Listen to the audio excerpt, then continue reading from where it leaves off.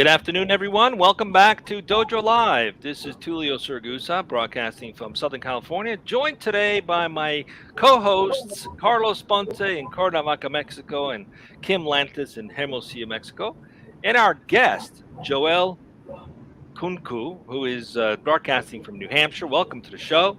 Today is Tuesday, August 10th, 2021. So we're talking about learning today and new technologies for collaborative learning. But before we go into the topic today, which should be proving to be a really great conversation, let's get to know our guest a little bit. Joel, please introduce yourself to the audience. Hello, everyone. Like mentioned, my name is Joel Nkounkou. I am the CEO of Ecotex. Grew up here in the Northeast right here in the Northeast, well, in the Seacoast in New England. And, I'm really passionate about building technological products, especially those that impact learning and education. I'm a really big believer that education is a massive, influential piece in the outcome of people's livelihood, and certainly as a reflection to my current stage in life and all of the different events that happened prior to allow me to be in this position. I'm extremely passionate about it and how we can build tools and resources to lessen or remove the barrier of entry for students to take full advantage of their educational career. So that's a little bit about myself.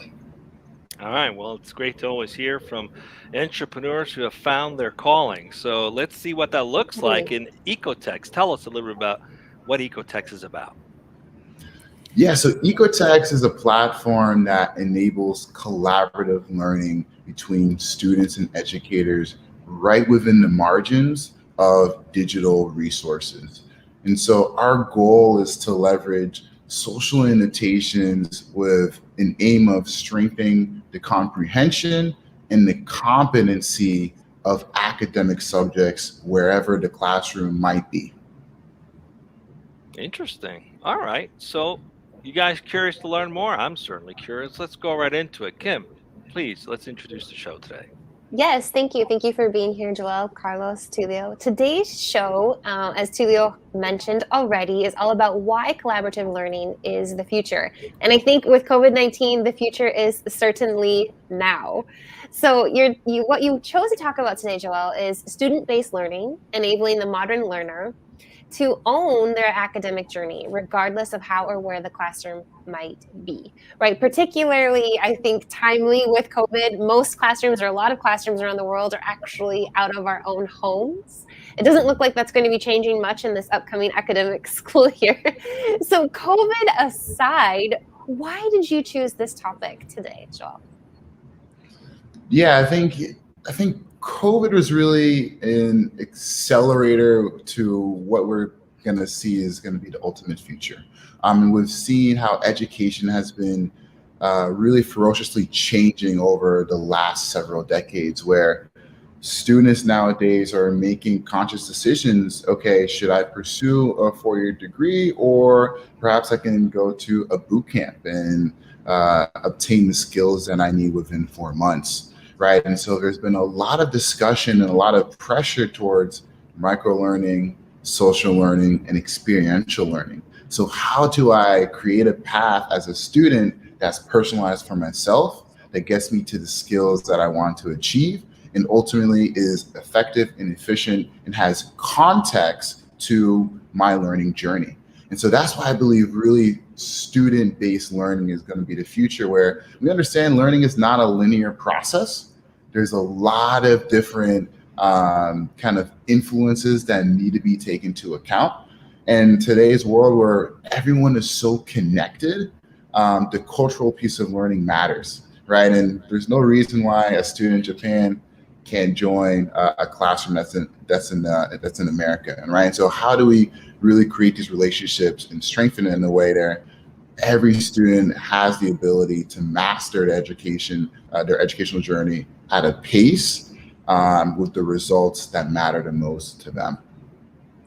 So that's really interesting. So what I'm hearing or what I'm understanding also is sort of this ability to break away what might be, at least in the United States, this traditional educational path of, K through 12, and then right away I'm supposed to go into undergrad and eventually master's. So does eText offer the space also for that non-traditional space? Like if I wanted to do something more hands-on, mechanics or photography or I don't know, culinary arts, something that isn't necessarily the university experience? Sure. So electronic books offer one stepping stone in that direction.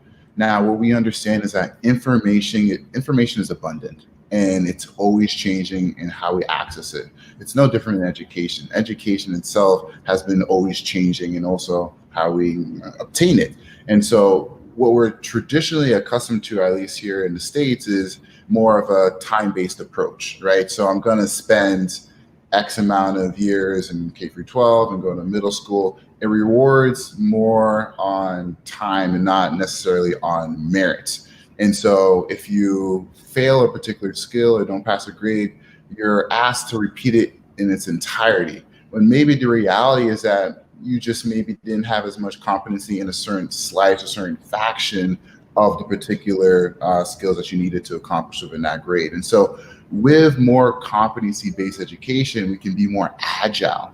And so the key thing here is, okay, how do we incorporate, if we're talking about computer science, how do we incorporate more hands-on activities to actually write code within the lessons plan? If we're doing more technical aspects, how do we connect students to professionals or different activities that allows them to go more hands-on? So ebooks is one stepping stone, but there's an entire plethora of different utilities. And the key thing here is that it's going to be more of a merit-based approach than necessarily a time-based progression. Joel, I have a question. How do you curate all the content that is produced or submitted?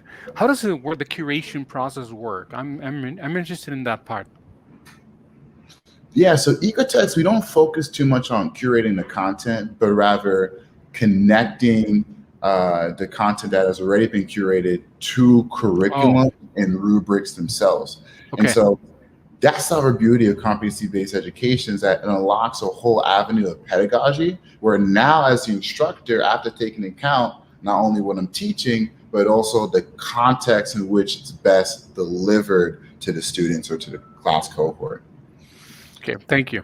So, Joel, this is sort of cracking open a major problem with the educational system today, right? It was really established during the Industrial Revolution, where learning repetition was critically important for manufacturing purposes. But with knowledge workers and the evolution and explosion of knowledge, we're still testing people based on their ability to remember and repeat. So in essence, what I've heard from you is, it's unfair that someone might fail a test, for example, because they don't have a particular area that they didn't memorize very well, but in practice they might be excellent at it, right? We face this every time when sometimes software engineers get tested in their skills, they fail, but they're awesome engineers. So how does that happen? Because sometimes tests just don't prove the reality. So I want to just go back a second in the conversation about student learning and ask you, where has this sort of been borrowed from that's working?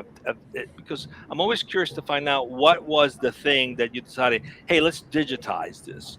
Is there any example of where this model has worked so far? Did you guys borrow from that, or is this completely new? What are your thoughts on that? Yeah, so there's a lot of different, let's say, places of inspiration. Now, competency-based education is not anything necessarily new, right? That has been around for centuries, and there's a lot of research, a lot of philosophies that are kind of based in competency-based education. But what has been clear is that within the last several decades, we've now given students different opportunities to learn specific skills. And so when you look at kind of a whole industry of MOOCs, so massively online courses such as Udacity or Coursera, where I can go on as a student, as an individual, and control my learning journey, right? And so I can take a class from Stanford, from MIT, fill in the blank, and I can complete it in 4 months and get a certificate. Or if it takes me 4 years and get a certificate, but it's all based on my reality, and I can leverage the professors as I wish, right? And so there's a lot of kind of instances in where collaborative learning or different kind of approaches to learning exist, but we want to bring in more mainstream and connect it to and really create a bridge with the traditional aspects of learning today and bridge it more to collaborative learning. So let's see if I heard this correctly. Today, it's predominantly for adult continuous learning, whether they're pursuing a certificate or some kind of additional learning module, what have you. But the end goal is to make this more mainstream with the universities students. Please tell us your thoughts around that and your plans around that. Yeah, we think actually this has a greater emphasis right in the K through 12 space.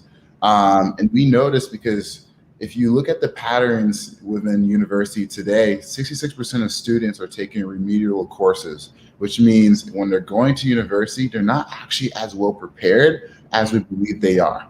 And even a testament to myself, I'll go to my engineering courses, go through an entire lecture, and still go on YouTube to supplement kind of the ideas or to supplement the lecture that I had. And so we believe actually bringing this earlier, where not only are we bringing different dynamic resources to students, but we're actually helping them be stronger critical thinking learners, because they have to evaluate the source, they have to evaluate the content and make stronger connections and associations in the classroom. So we believe actually this is most equipped within the K through 12 space.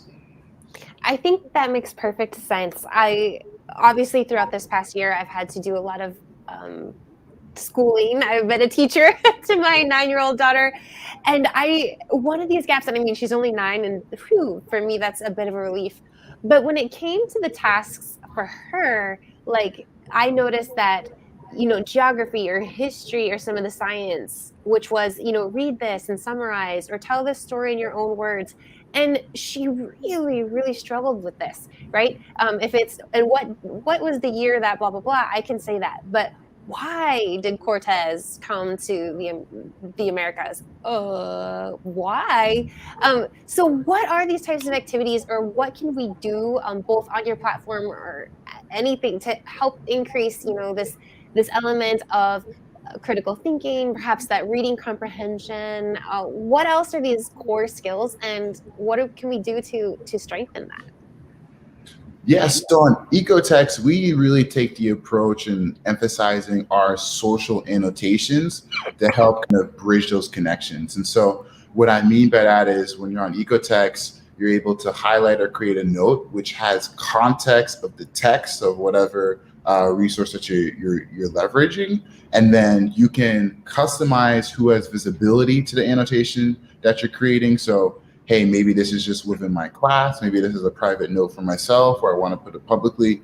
But even what's more powerful is that you can attach external resources. And so what we've seen users do is that they're able to create a note and then pair it with a video. And so now they're kind of bridging relationships or bridging external resources and contextualizing it with what they see in the textbook. And so there's that whole idea of bridging theory to real life. And so sure, I'm reading in the history book what these significant leaders have done, but now I've pulled that YouTube video to connect it to why they've done it. It's like a personalized Wikipedia. Yeah, certainly. And over time, it's a digital footprint, right? It's a digital footprint of these different interactions, and it's almost an information hub and an educational information hub. I like the idea of collaborating no matter where the student is, right? It doesn't have to be someone who's in my classroom or even in my own town. It could be someone somewhere else. I love that idea. Now, when it comes to K through 12, what's your thought process in gamifying learning, right? These kids are used to things like Roblox where they're already collaborative playing, right? So is that what you're borrowing from, the mindset of collaborative playing into introducing collaborative education? What's the path to success in that segment, according to what you guys have discovered so far? Yeah, we rely heavily on really understanding the instructor and their teaching methods. And so Ecotext is in a sense a tool, right? we provide these different utilities, and we allow the teacher to leverage, to emphasize certain aspects of the product or not as much, so they can really maximize their teaching habits. So for some cases, we'll have teachers that'll go in and they'll say, hey, we want to leverage Ecotext as just kind of a discussion board where we're talking about philosophical topics, and I want students to respond and have more expressions. For other teachers, perhaps they'll do it more as a submission base. So, hey, I want you to actually put scientific or put citations around particular scientific research and actually highlight and demonstrate such. And so we actually put the last leg on the educator, because we understand they know what's best for the cohort, right? They can tailor it, they can curate it to maximize the benefit for the cohort. And our job is to understand, like, hey, for competency-based learning, we know that every student's a little different. And so in some cases, a part of the cohort is going to be excellent with quizzes and tests. But hey, maybe if some are more lenient and expressive to polls, you can leverage that utility, right? Maybe some students are going to be really expressive and come to you for help. But if that's not the case, maybe they're more quiet, you can use Ecotext to actually tag them directly or to mention them. And so we actually really put that onus with the educators, because we believe that's the best fit. It's got to be, in a sense, contextualized to the cohort that is leveraging the product. Joel, I know that just based on reading off of your blog, I know that Ecotext has a commitment, right? A commitment to strive to use education as a tool to spread awareness, empathy, and compassion. So, in that regard, I'm curious to ask you where this approach towards empathy, compassion, awareness, and all these great skills, soft skills, if you will, where would you say that has been? I'm trying to word my thoughts. Okay, let me rephrase them. What space in what industries or what types of companies have been more receptive to your approach to achieving awareness, empathy, and compassion? Is there something that some types of spaces that have been more receptive to others, or maybe technology companies or brick and mortar? So I'm interested in that particular aspect of Ecotext. Sure. When I kind of think about that, I go back to some of our partners.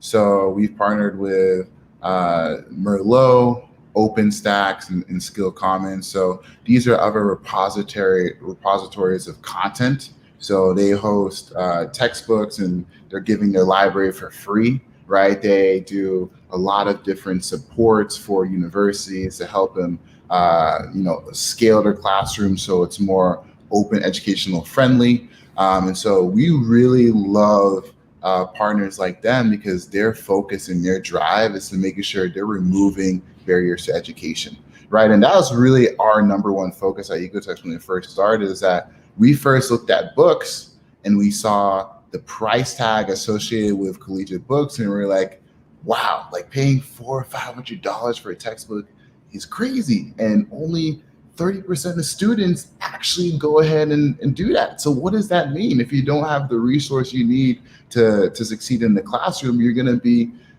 more susceptible to underperform, right? And so while we started Ecotext from a lens of affordability, we noticed that we can provide so much more impact also in how people can grow their competency, right? And so while it starts with affordability, it certainly doesn't end there. And so we appreciate and we focus on partnering with companies and nonprofits that have that same sentiment. How can we remove barriers of education, whether it's from an affordability standpoint, whether it's from a connectivity standpoint, whether it's from an accessibility standpoint?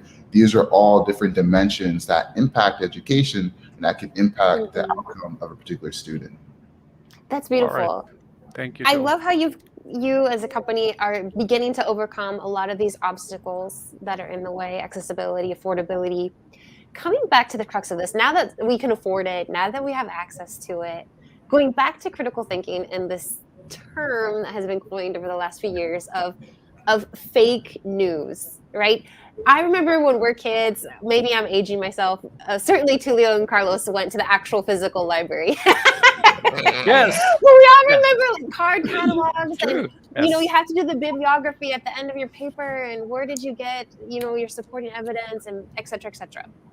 And today, a lot of this is, I feel, more convoluted. Everything's coming from online.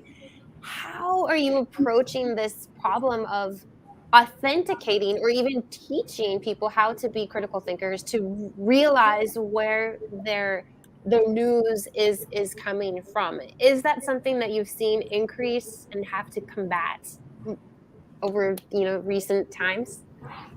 So it certainly is a challenging one, and there's no straightforward answer. But where we kind of put our faith in is, as a community, we can help direct this idea of strengthening the qualitative contributions on the platform, and also making sure that when we are making relationships, it's authentic, right? And so with our core technology on Ecotext or social annotations, we really want we really are inviting users to, provide external resources and also determine who has visibility to the particular annotation that they're contributing. And what we do understand is that when you are able to kind of have the confidence to publish an annotation in a community, that is inherently going to have some level of back and forth, discourse, or even really those that are going to second or third year annotation. And we really believe, if we look at other platforms,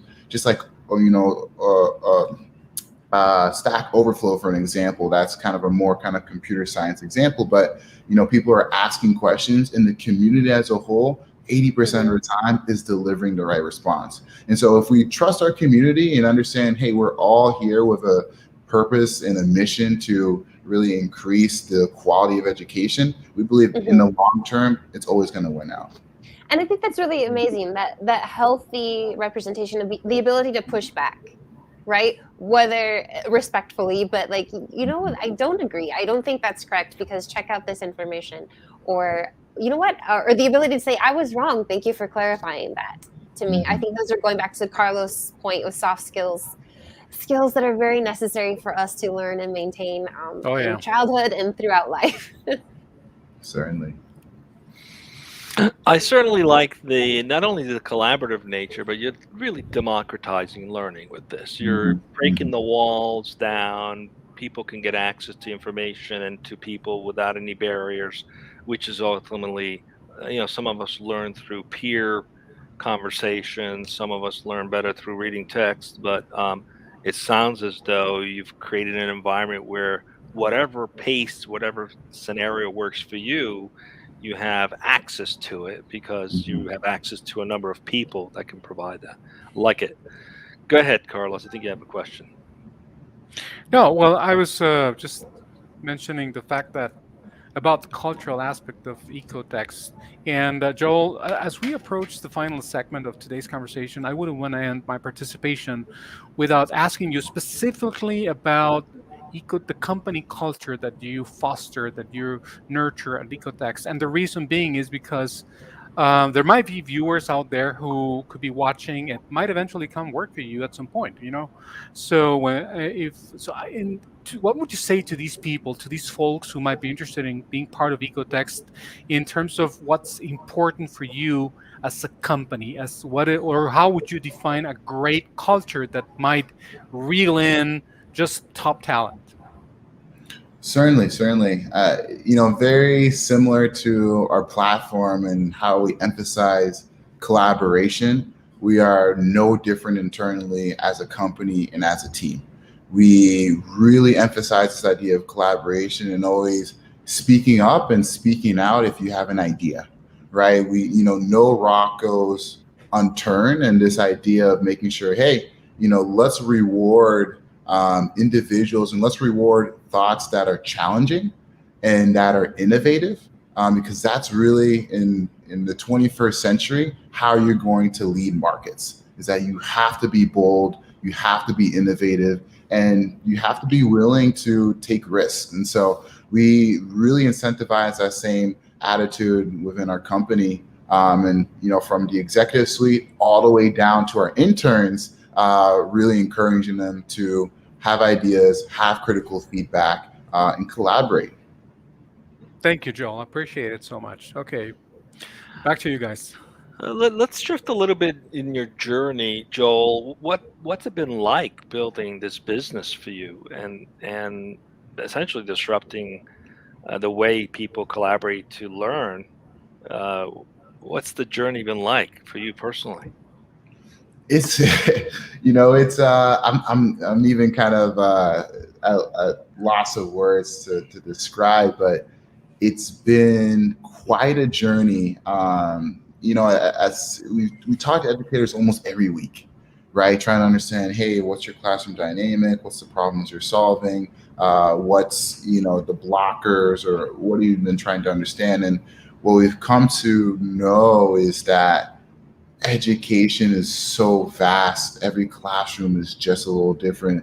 Every school has their strategic mission or values that can be slightly a little different. And so our goal is, how can we become the common denominator in such a way that if you are an innovative school, you can excel and propel with Ecotext. And so it's really just been a massive learning opportunity for me. It's also been a humbling experience. Because we've been able to travel across the nation and talk to educators that we would not have been able to connect with in, probably a different lifetime.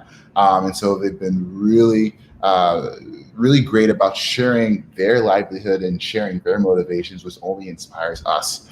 And so for me, I'm just really appreciative to be in this role as entrepreneur. And with the partners that we've got as well, we really believe that we can have a massive impact on how we kind of look at collaborative learning, and within several years, this can be really the norm. And our ability to shape that future is incredibly humbling. So I don't know if that answers your question, but no, thanks for sharing. That's fantastic. Thanks really, for sharing really that with us. I love it, and it makes perfect sense. I love that you're rooted in the actual collaboration with the educators, right? You must, if that's your platform, collaboration, and you need to actually be in touch with the people who are in the trenches. I think that's something that's been missing from our educational system from the top down for a really long time. So thank you for kind of turning this on its head. I love it. Yeah, Joel, it's been a pleasure having you as our guest. Thanks for enlightening us with this new technology and platform. We wish you a lot of success. We'll definitely stay in touch with you to see how things progress. Maybe love to have you back in the future, share some use cases with us with the progress you make. Just stay with us as we go off the air in a minute. Carlos, what do we got coming up the rest of the week? Well, we only have one show left, Tulio, tomorrow, and that will be with Govind Rangasamy, the founder and CEO of apprenix.com, which is a platform that delivers app-centric cloud resources. And we don't have the topic yet, but it should be as interesting as all of our Dojo Live interviews and conversations. And this will happen tomorrow right here at 12 p.m. Pacific. So join us tomorrow, 12 p.m. Pacific on Dojo Live, and stay 12 safe, or 12:30? everyone. I thought we were doing it a little later tomorrow. Oh no, that's sorry. I'm I thought sorry. so as well. Yeah. I apologize. I'm just used to the 12 o'clock thing. Only just for this occasion, we're doing a 12:30 show. So folks, stay tuned at 12:30 tomorrow right here on Dojo Live, and stay safe, everyone. See you soon. And of course, thanks to our guests.